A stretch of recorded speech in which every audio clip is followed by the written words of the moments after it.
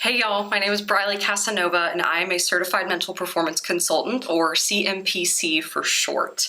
Today I want to talk about how to prevent burnout, no matter what endeavors in life might be potentially bringing you there.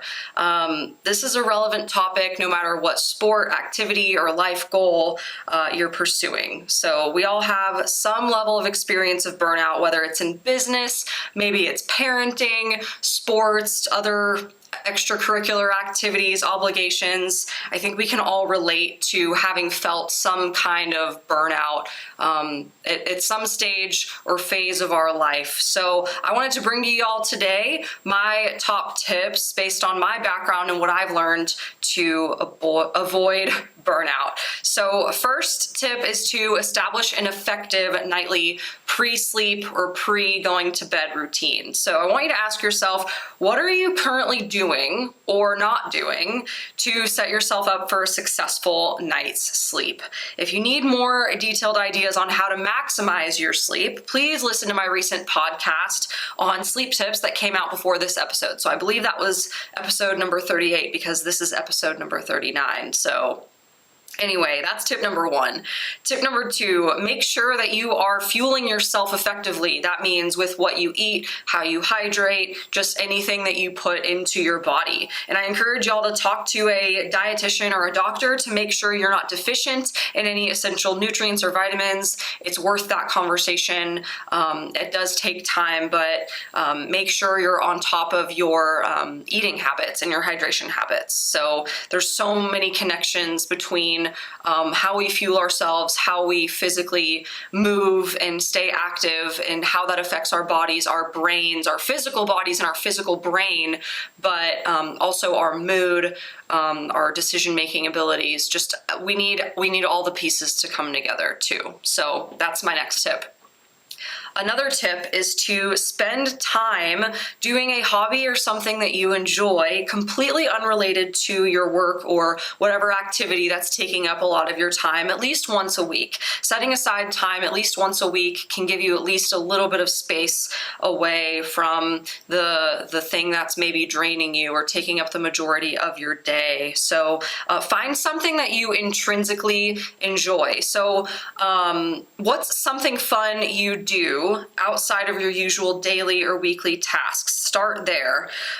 Can you incorporate more fun and joy into your day? Think about tasks that bring you joy and just make you happy just by doing the task. What's something that you just enjoy simply for you, not to do with anyone else or impress anyone else, just something that fills your heart, that fills your soul.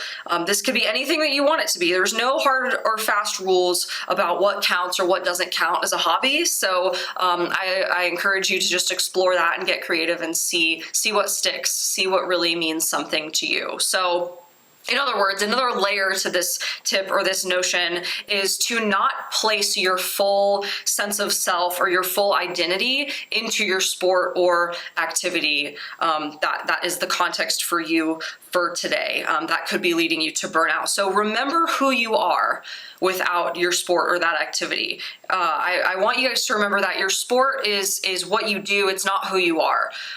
You can be successful no matter what you do. So one exercise you can try is this, and this is something I do with my athletes all the time, and I challenge you to write or type out a one-page description of who you are without mentioning your sport or main life activity. So I want you to basically define your life's purpose outside of that big thing that's potentially bringing you a little closer towards burnout. So I want you to think about what is the reason that you're alive and why you were put here on this earth. And there is a reason. So that's your homework assignment today. If you take away anything from this pep talk today, that's the one tangible thing I encourage you to do to move forward.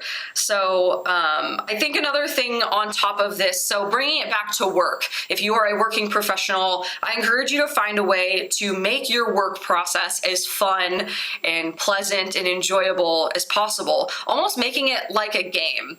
And here's an example of how you can do that. Just one small thing. Again, another tangible thing you can do moving forward is find some kind of jar or cup to keep with you, either in your locker, at your desk, at home, wherever you do your activity or wherever it's most convenient for you, maybe even your car if you travel a lot. And every time you accomplish something, every time you do something well, something that you're proud of, I want you to drop something into that cup. It could be a coin, it could be a paper clip, it could be just, something from the dollar store. You get like a little bag of rocks or stones or stickers or whatever. The concept is getting something and filling your jar with it or filling your cup with it. There's just endless options to make this exercise possible, but the point is just pick something that means something to you. It has to be something easy to access, something that helps build the habit and doesn't add too much to your day, but this is going to be you basically adding to your confidence jar, if you want to call it that. But regardless, make it something tangible, make it something where you can visually see you increasing joy or happiness or confidence over time. Think of it kind of like a piggy bank that you can see through. So, basically fuel your confidence, fuel your joy in a tangible, visual way. So I encourage you to take that little homework assignment with you from today's pep talk as well. My next idea that I wanted to share with you is to connect and spend quality time with people that also bring you joy and that are fun to be around. Find an accountability partner to lift you up when needed, and also be that person for someone else too. There's so much research that supports, encouragement, not just for the person needing the encouragement, but the person giving the encouragement as well. It's such a mutually beneficial task to do. So basically help someone else out by offering encouragement, support through your respective journeys. On the flip side, another thing, instead of like maybe adding that, maybe it also takes subtracting or letting go of the people that drag you down and make your days harder and more difficult than necessary. I know you can't always do that at work, but there's always things that you can add and things that you can avoid or step back from, spend less time with, even if you can't completely, avoid that person at work that drags you down.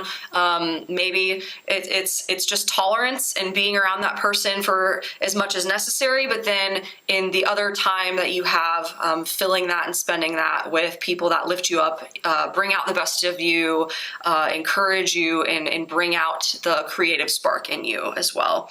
So last two thoughts that I have for you today to avoid burnout is to reflect on and identify what's going well for you. There's got to be things that you're actively doing right. Maybe you can't see them, maybe they're not obvious, maybe you have to think really hard about them, but I want you to write down the things that you are proud of accomplishing lately, even if they're small. It's really important to stack those small wins. We talk about that in the performance psychology space. Look for and identify and dig deep to really find those little teeny tiny increments where you're doing something right or something right is going for you. Little wins are still wins. So stack them up. That's kind of the premise of that confidence jar concept that I was just talking about too. Look for the little things. It's not just about waiting for the big things to happen, right? It's about actively choosing to flex the positivity muscle and looking for those small things that you're doing right or the small things that are going well. So that's the second to last thought. My last thought for you is to set boundaries and limits by saying no a little bit more often when things become too much.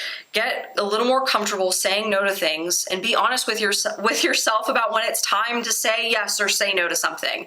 It's okay to say no to things that drain you as opposed to filling you up, right? One question to ask yourself when making that decision to say yes or no to something is if you'll regret doing the task. If you're going to regret doing the task for some reason, then chances are it's probably best to not do it. If you won't regret doing the task, then push through and commit to it. Obviously, it's a balance, right? Saying yes versus saying no. Just try to use your best judgment and discernment. Pause before feeling like you have to answer right away. Maybe that's another extra little thing to throw in there in this process is take a deep breath, pause before just immediately saying yes or immediately saying no.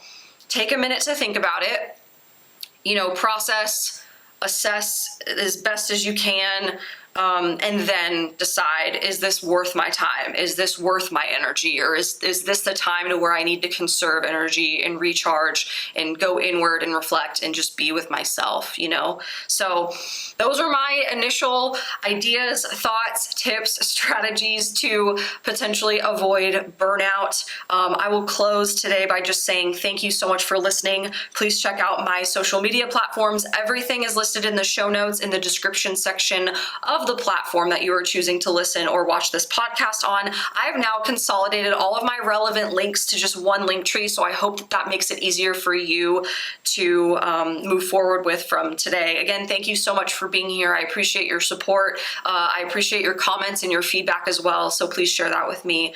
Thank you so much, and have a blessed, beautiful, great day.